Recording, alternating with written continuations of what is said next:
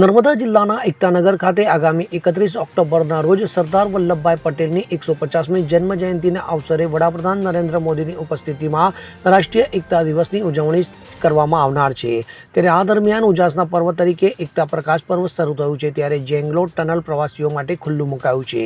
એકતાનગરમાં night ટુરિઝમને પ્રોત્સાહન આપી આકર્ષવા માટે અનેકવિધ પ્રવાસીય પ્રકલ્પો જેવા કે laser show, dam light and sound show, Narmada મહાઆરતી યુનિટ, ગ્લો ગાર્ડન સહિત સમગ્ર એકતાનગરમાં અદ્ભુત લાઇટિંગથી સજ્જ છે। ત્યારે રાષ્ટ્રીય એકતા દિવસ તેમજ દીપોત્સવી પ્રકાશ પર્વને ધ્યાને લેતા સંભવત ભારતમાં પ્રથમવાર એકતા પ્રકાશ પર્વની જળાહળ ઉજવણીનો એકતાનગર ખાતે ભવ્ય પ્રારંભ થયો છે, જેમાં કુલ 7.6 કિલોમીટરમાં અદ્ભુત કલાત્મક થીમ આધારિત લાઇટિંગથી શણગાર કરવામાં આવ્યો છે।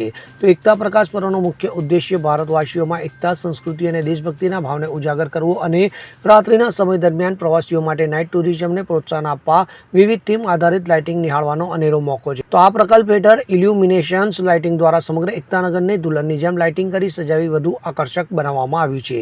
એમાં નાઇટ ટુરિઝમ વધે, રાત્રે લોકો સ્ટેચ્યુમાં, દિવસે ઘણા બધા ટુરિસ્ટ હોય છે, તો ધીમે ધીમે ઇકોનોમીને બૂસ્ટ કરવા માટે throughout the year and during different durations of the day, એમાં આપ જુઓ કે બપોરે ટુરિસ્ટ સરળતાથી મૂવમેન્ટ થઈ શકે એના માટે કવર્ડ વોકવે બનાવવામાં આવે।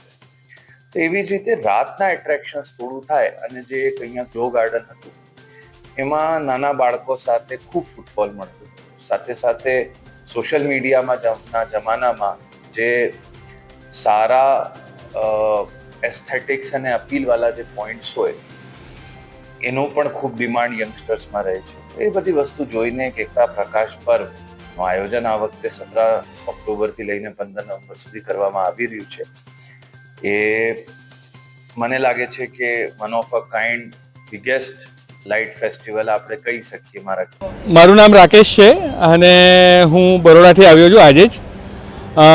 અમે અહીંયા આવ્યા અને આજે એકતા પ્રકાશ પર્વના જે હોર્ડિંગો જોયા અને જોયું એટલે અમને એકદમ આશ્ચર્ય થઈ ગયું, અને પછી રાતના અચાનક જ આ સ્ટેચ્યુ ઓફ યુનિટીનું લેઝર શો જોયો, અને પછી અમે લોકો અહીંયા એન્ટ્રી કરી અને એટલું સુંદર બનાવ્યું છે કે એવું લાગે છે કે આપણે સાચેને દિવાળી મનાવી રહ્યા હોય ને એવું લાગે છે અહીંયા।